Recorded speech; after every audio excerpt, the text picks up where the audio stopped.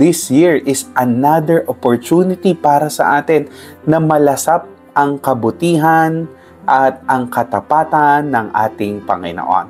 So let me read to you ang Pilipos chapter 3 verse 13 to 14. It says, "Mga kapatid, hindi ko ipinapalagay na nakamit ko na ito.